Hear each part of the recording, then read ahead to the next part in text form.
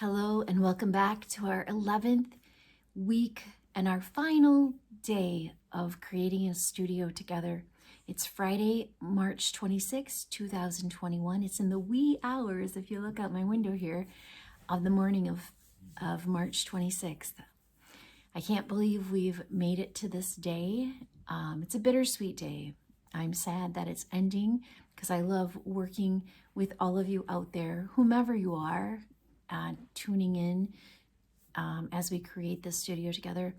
And I'm also excited for the possibilities that lay ahead in our art making, individually in our own homes, in our own spaces, and then also together as we come back together and do more great art work together and art experiences together, whatever that means, whether it's film or dance or music or art, whatever that might be, or communicating.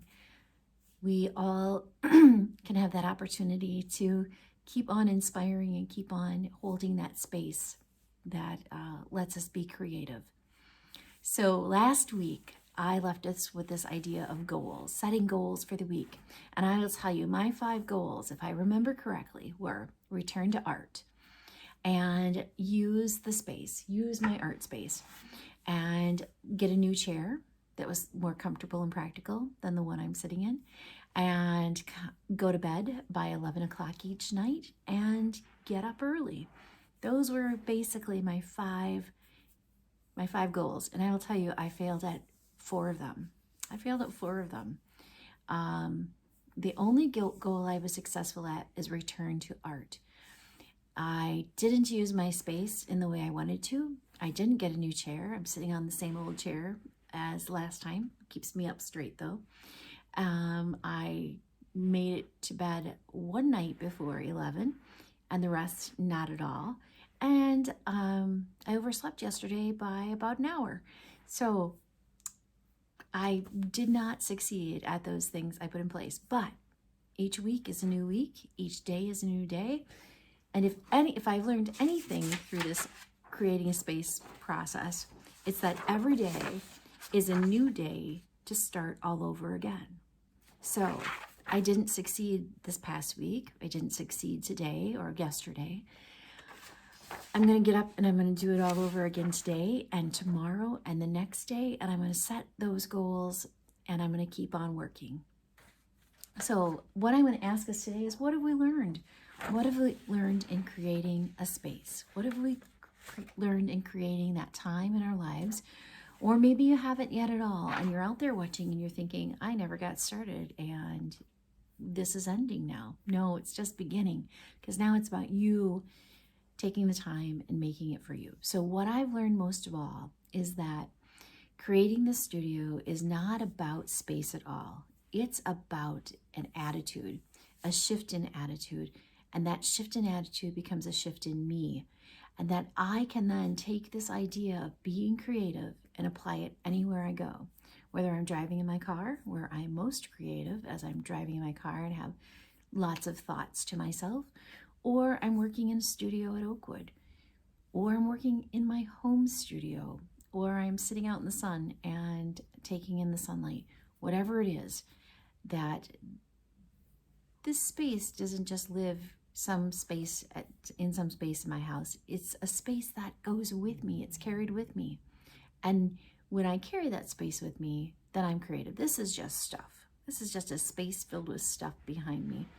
And I get creative when I'm with people, and I get creative when I'm watching TV, and I get creative in the night when I'm having a dream, or when I wake up in the morning and I'm like, aha, that's what I need to be working on. So know that for me, that's what I've learned most, that this space isn't a physical space at all. It was for the purpose of our studio show here, but it wasn't in terms of what I learned and what I've gathered and what I take with me and what I hold dear to me, what is important as I create art and create art with people in the world. I heard a great quote by Buddha on the radio yesterday, and it said, it does not matter what you have or who you are, but rather what you think. Let me say that again.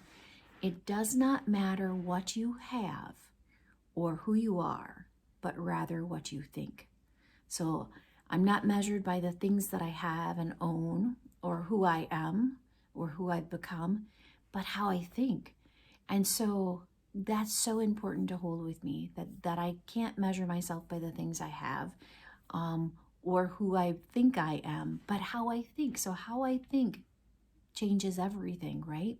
How I perceive the world, how I perceive myself, it changes my thoughts, and my thinking then changes me, and I become the things I think. So if I think really negative things, I become those things. But if I think really great positive thoughts, I become those things. So in applying that to my studio here, if I hold that space and say, I am going to make art anywhere I go in the world, and it will happen. That will happen. It really will happen. So that power of positive thinking, as Buddha was talking about, what I think matters. Not who I am, not what I have, but what I think. And so I'm going to hold on to that idea that I am every day. I'm going to fail at getting a new chair. I'm going to fail at getting to bed. I'm going to fail at getting up on time. I'm going to fail at a lot of those things. But what I'm not going to fail at is putting some positive thinking into my head, and think positive thinking when it comes to creativity. I remember one of the quotes I put on the wall, or one of the sayings I put on the wall was, "You're endlessly creative."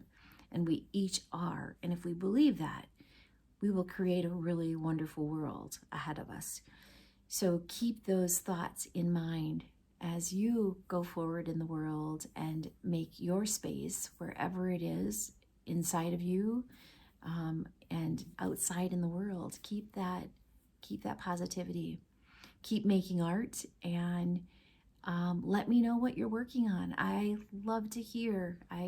Drop me a phone call, an email, see me in the hallway, and tell me what you're working on. Or sometimes people send me something maybe their granddaughter is working on, or their niece has sent them some cool art video. Let me know about those things too. I love to hear what's going on creatively in your lives. And it just doesn't have to be the thing you're working on in front of you. It can be whatever you discover out there in the world. I'd love to hear. And then share that with your friends and neighbors too, because that is so inspiring for us to share those ideas and those inspirations with others. Come to Tabor Art Studio anytime you want, and to the Oaks Art Studio anytime you want. Sometimes the Tabor Art Studio is closed, but call me up and we'll get you in there anytime. Also, another thing I want to impart with you as we leave today is that there's a great show happening in the Oakwood Art Gallery. If you're not familiar with the Oakwood Art Gallery, it's the space between Tabor, the Tabor Art Studio, on your way to the Oakwood Pharmacy. It's a hallway. So on either side of you, left or right, you're going to see a really wonderful show right now, a collective art show from Oakwood residents, Oakwood artists, and Edgewood College Art Therapy students. And it's really great. People are so creative, and it's called Reflections Art Show, and it looks at where we all have been in this past year of a pandemic, and where our thoughts are, where our thinking is. And come see it. It's beautiful reflections of the past year, beautiful reflections of pain and sorrow and triumph and hope. Come take a look at that show. It's up through May 1st, so I hope you will see it. There was also something else I wanted to share with you. We're making peace poles for Oakwood campus. So on Wednesday, May 5th, from 2 to 4 p.m. in the Oakwood Tabor Great Room, first floor of the Tabor, the Great Room, right next to the Tabor Art Studio. We are going to be painting peace poles. So come down and paint a peace pole. We'll be socially distanced. We'll be wearing masks.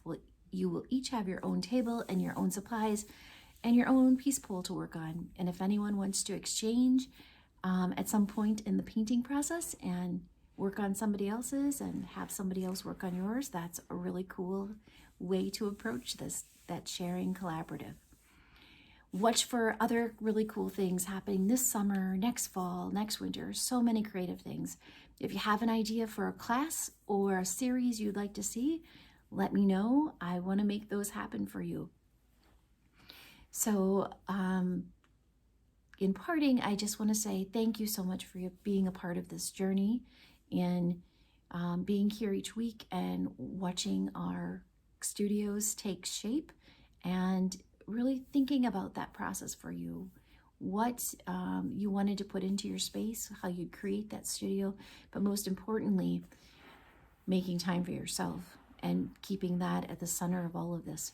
So another thing I've learned is that what is most important is that we make time for ourselves. And if we don't make time for ourselves, these other things won't follow, right? We won't have time for the art or the books or the writing or whatever it is that we want to do, seeing our friends, going to lunch. We won't have that time. So putting you first, putting yourself at the center, but also keeping in mind to give too, right? Be giving to others of your time and of your inspiration. As you put yourself first, you start putting others first in the process. Okay, there was one other thing. One thing that I did in the beginning, in the first day, I said there were some excuses about why a person wouldn't start an art studio. And one of those excuses, if I think back correctly, was you have no time to make a studio. The next one was there was no space. I have no space in my place at all, no space. And I showed you within a 2 or 3 foot space, this is about 3 feet of space, you can make it happen. And with junk I found around my house, a piece of wood and some sawhorses and a bunch of other random stuff that I switched out every week, I made a studio happen, a little tiny studio. So little tiny studios are possible anywhere with anything, wherever you go. And the third one is I was really good at making excuses and going back to the top excuse, no time, no space, and I can always come up with more excuses. So my third brought me back to number 1. I don't have any time. So what is most important, I think, in all of this, even beyond that, I learned that creating a studio isn't about space or things, that it's in us, we carry it with us, is that I've got to stop making excuses. And when I stop making excuses, I start making time for me. So creating an art studio was really about creating time for each of you, creating time for yourselves, putting yourselves first, and no more excuses. So if anything you take from this, I hope you'll start eliminating those excuses because we're really good at them. We get great at the art of excuses, but no more.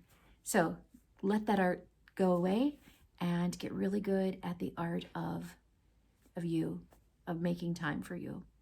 Okay, thank you so much. It's been a pleasure and a great journey to be on with you. In the next month or two, I will be posting photos of people's studios throughout Oakwood.